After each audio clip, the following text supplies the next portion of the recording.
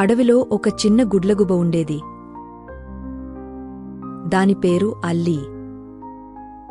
అల్లికి ఎగరాలని చాలా కోరిక, కాని దానికి కొంచెం భయముండేది. దాని స్నేహితులు, తల్లిదండ్రులు దాన్ని ప్రోత్సహించారు.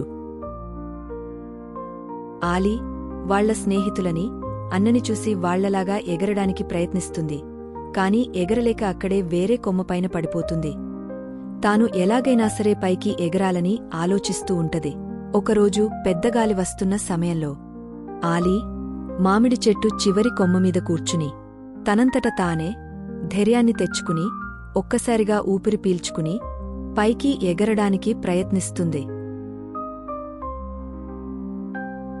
చాలా ప్రయత్నాల తర్వాత అల్లీ చివరకు ఆకాశంలో చాలా ఎత్తుకు ఎగిరింది.